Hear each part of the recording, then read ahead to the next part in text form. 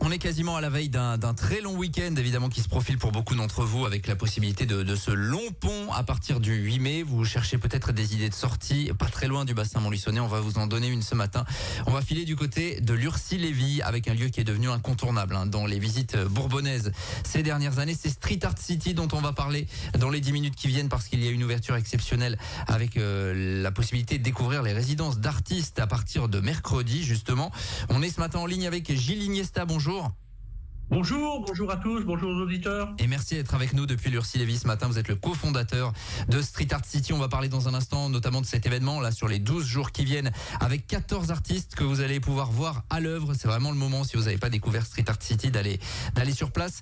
Mais avant cela, peut-être faire un petit rapide historique de Street Art City, ce lieu dont la presse nationale s'est fait l'écho ces dernières années, un petit peu au milieu de nulle part entre guillemets, ce qui n'a rien de péjoratif à Lurcy-Lévis. Expliquez-nous comment ce lieu a été créé, tout simplement.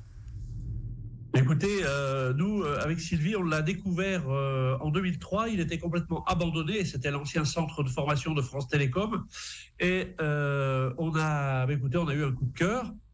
Le 22 janvier 2015, donc 12 ans après l'avoir récupéré quand même, le 22 janvier 2015, Sylvie a eu un flash, elle a eu une vision, alors qu'on ne vient pas du tout du monde de l'art en général, ni du street art a priori bien sûr. Elle a eu une vision, un flash, elle a vu les bâtiments en couleur et dans son flash, elle a pensé, je ne sais pas comment ça s'appelle, du tag, du graffiti, ce qu'on voit dans les grandes villes, sur le bord des périphériques, ça, ici, peindre les murs. Elle est rentrée à la maison, elle a pris l'ordinateur et sur un moteur de recherche bien connu, elle a tapé street art, graffiti. Et là, on a découvert un monde qui nous a bouleversés, fascinés, subjugués. On a passé une dizaine de jours sur Internet à regarder tout ce qui s'était passé dans le monde en matière de graffiti et de street art.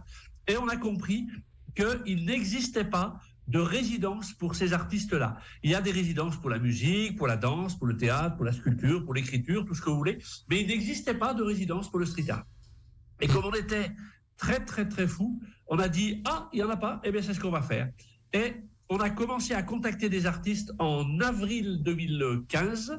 Les premiers sont arrivés en mai 2015 et depuis c'est la folie totale. On est sollicité en permanence. On a accueilli depuis 2016 539 artistes. Le 540e arrive tout à l'heure là. 539 artistes de 67 nationalités différentes. Et on a actuellement en liste d'attente plus de 1100 artistes du monde entier. C'est juste exceptionnel, évidemment, parce que c'est vrai que Lurcy-Lévis ne rimait pas forcément avec street art. Comme ça, on voit pas forcément le lien. C'est une histoire de fou, on doit vous le dire souvent. Oui, c'est vrai. Alors, c'est vrai que c'est un peu paradoxal. Et j'ai coutume de dire que tout ce qui aurait été des inconvénients pour n'importe quel autre projet, puisque, je répète, mais le site était abandonné depuis 1992 et que rien ne s'y passait, rien n'avait pu s'y faire. Tout ce qui aurait été des inconvénients pour n'importe quel autre projet s'est tourné en avantage pour Street Art City, dans la mesure où, situé en plein cœur de la France, même, en territoire rural bien entendu, mais en plein cœur de la France, loin de rien finalement, à moins de 3 heures de Paris, 3 heures de Lyon, moins de 4 heures de Genève, etc. En fait, les accès sont très simples et les artistes aiment bien dire que lorsqu'ils sont ici, ils sont complètement pris en charge bien sûr, mais ils sont complètement déconnectés du monde de la ville ou j'oserais dire, de la vraie vie, dans la mesure où ils sont placés dans une bulle de confort. Ils ne sont pas tentés de sortir, d'aller courir les bars, comme ça se passe quand ils sont dans un festival en ville, etc. Et ils sont vraiment focus sur leur création, sur leur travail, et c'est ça qui est assez génial. Ça, finalement, vous avez fait quelque chose qui, à la base, pouvait paraître comme compliqué, un point fort. Alors, pour les gens qui sont encore jamais venus, et on les incite, et on va parler dans un instant de ce qui va se passer à partir de mercredi, mais est-ce que vous pouvez nous décrire, finalement, le lieu ? Alors, le lieu, en fait, le site les bâtiments sont posés sur 10 hectares de terrain. Il y a 7000 mètres carrés de bâtiments, dont un bâtiment de 14 mètres 80 de hauteur, qui est l'ancien bâtiment d'hébergement des stagiaires de France Télécom à l'époque. Et au total, aujourd'hui, 22 500 mètres carrés de fresques murales extérieures sont visibles. Mais dans la réalité, comme il s'agit d'un art éphémère, et que j'oserais dire, les murs tournent en permanence, les fresques changent en permanence. Au fil du temps, quand les couleurs se dégradent avec le soleil ou la pluie, eh bien, de nouveaux artistes arrivent. Et là, concrètement, 5 nouveaux murs ont été neutralisés pour les artistes qui arrivent à partir d'aujourd'hui pour cette fameuse opération fantastique du 8 au 20 mai. Et donc, 22 500 mètres carrés de fresques à l'extérieur. Il y a environ 14 000, un peu plus de 14 000 mètres carrés en intérieur. Le grand bâtiment de 4 étages, donc 128 chambres qui ont été toutes investies par 127 artistes venus des 5 continents. Chaque artiste s'est vu attribuer une chambre dans laquelle il a eu la liberté totale de création, de peindre les murs, le sol, le plafond, le placard, le WC, etc., la salle de bain. Et ça a été fait entre 2017 et 2019. Et là, depuis 2021, l'hôtel 128 est lui également en renouvellement permanent. C'est-à-dire actuellement, il y a des chambres qui sont en renouvellement, il y a d'autres chambres qui vont être renouvelées encore dans le courant de la saison et que les visiteurs pourront découvrir à partir de la fin de saison ou la saison prochaine. Voilà, c'est un lieu avec du renouvellement, vous l'avez dit, c'est important pour ceux qui sont déjà allés. On voit pas toujours les mêmes choses. Alors parlez-nous donc de cette opération, vous l'avez dit, les artistes sont en train d'arriver et à partir de mercredi, ce 8 mai, donc c'est pour ça que je parlais de ce long pont pour certains qui auront la possibilité de le faire et qui ne savent pas trop quoi faire, de pouvoir s'y rendre, et jusqu'au lundi 20 mai. Il y a donc une ouverture exceptionnelle pour les coulisses de la résidence d'artistes. Expliquez-nous ce qu'on va pouvoir découvrir. Voilà, alors donc à partir du 8 mai, donc mercredi à 11h, puisqu'on ouvre traditionnellement à 11h, de 11h à 19h, les artistes d'une part vont être à l'œuvre, donc on a 6 nacelles élévatrices sur les murs extérieurs, pour que les artistes puissent travailler en toute sécurité bien entendu. Certains artistes qui travailleront en intérieur, en atelier, d'autres qui vont travailler de plein pied parce qu'ils ont choisi un mur plutôt bas. Donc vous allez pouvoir assister à la création en direct, voir les artistes réaliser leurs œuvres en live, comme on dit, du 8 au 20 mai non-stop. C'est-à-dire que traditionnellement, les autres saisons, on fermait le mercredi. À partir de juillet, on fermera le mercredi. Mais là, du 8 au 20 mai, c'est non-stop. Tous les jours, vous pouvez venir et voir les artistes à l'œuvre. Comme la visite est très longue, elle ne peut pas durer moins de 3h30, 4 heures, c'est difficile. Et là, de fait, les artistes vont, vous allez les regarder, travailler, etc. Donc, vous allez passer encore plus de temps.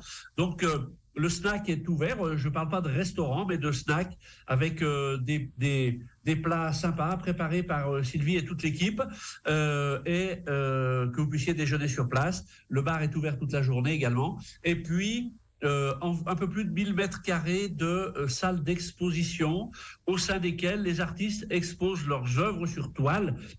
Puisqu'en fait, il faut bien comprendre que, oui, le street art, c'est sur les murs, mais les artistes ont besoin de vivre. Ils sont comme tout le monde. Ils achètent leur pain et leur café avec de l'argent. Et voilà. Et donc, pour vivre, on leur permet de créer en atelier des œuvres sur toile qui sont exposées à l'intérieur dans différents espaces d'exposition. Et là, vous avez aussi accès aux œuvres exposées à l'intérieur. Et cette année, chaque année c'est le cas, mais cette année c'est encore pire, encore mieux. On a des œuvres exceptionnelles, vraiment de qualité exceptionnelle. C'est vraiment là, cette opération où on va pouvoir voir les artistes à l'œuvre. C'est assez rare finalement, on a rarement l'occasion de les voir comme ça dans les conditions. Oui, alors c'est vrai que dans beaucoup de villes en France, en Europe, dans le monde, sont organisés des festivals dans la rue qui permettent aux passants, oui, de pouvoir voir les artistes à l'œuvre, mais ça reste quand même un petit peu marginal. Souvent, les artistes travaillent un petit peu en huis clos et ensuite leur travail est révélé. Là, ici, nous, on a toujours, depuis 2016, enfin depuis 2017 exactement, l'ouverture au public, la première ouverture au public, le public venu ici, nombreux, a eu la chance ou la possibilité de voir les artistes à l'œuvre. Mais là, on a souhaité vraiment faire une grosse opération avec, je vous disais, 14 artistes présents. Et donc, ça va être quelque chose de très spectaculaire. Et c'est toujours très intéressant pour le public de voir les artistes travailler. Très souvent, on nous dit, mais comment font-ils pour reporter une photo qu'ils ont sur leur téléphone, donc de 12 cm de hauteur, sur un mur de 14,80 m de haut? Eh bien, c'est toute la c'est toute la dextérité et la magie de ce mouvement artistique, le street art. Bien sûr, et on invite évidemment nos auditeurs s'ils ont quelques disponibilités. On a bien compris qu'il fallait pas 1 heure pour faire le tour. Évidemment, là, c'est une journée véritablement de visite. Ça se passe donc à partir de mercredi et jusqu'au 20 mai à Street Art City. Pour le reste ensuite de la saison, là, la saison estivale qui approche, comment ça va se passer en termes d'ouverture ? Alors, au mois de juin, on va être ouvert pour les scolaires tous les jours de scolarité et les week-ends pour les collectionneurs. On organise des week-ends spéciaux pour les collectionneurs. Et puis ensuite, à partir du 3 novembre, on sera ouvert tous les jours sauf le mercredi pour le grand public. On a déjà beaucoup de réservations. C'est vrai qu'il est préférable de réserver. Après, on peut toujours venir, bien entendu, sans réservation. On vous accueille à l'entrée, etc. Christelle et Marie sont là pour vous accueillir et vous donner toutes les explications. Cette année, on a vraiment fait évoluer la visite avec 2 films, une vidéo de présentation qui explique comment faire la visite, et puis ensuite, avec un petit historique aussi, et puis ensuite un très beau film, vraiment un film artistique professionnel de 26 minutes, qui est le reflet de ce que pensent les artistes de la résidence. Et c'est un film qui a déjà tiré des larmes à plusieurs personnes, y compris aux artistes. 3 juillet, 3 novembre, ça ce sera pour l'ouverture un petit peu plus tard, mais il y a donc là ces 12 jours avec une ouverture exceptionnelle et ponctuelle des coulisses de la résidence d'artistes pour voir les artistes à l'œuvre faire ces œuvres monumentales. C'est à Street Art City, c'est à Lurcy-Lévy et ça commence ce mercredi et jusqu'au 20 mai. Merci Gilles Ignestia. Merci à vous, et puis toutes les informations bien sûr sur le site web, il n'y a pas de problème. Street-art-city.com. Merci d'avoir été avec nous ce matin, 7h57. Merci sur RJFM, on revient dans quelques secondes. Tous les 45, l'invité du jour en direct sur RJFM. Retrouvez l'invité du jour en podcast sur rjfm.net et l'appli RJFM, mais aussi en replay vidéo sur YouTube et Facebook. RJFM.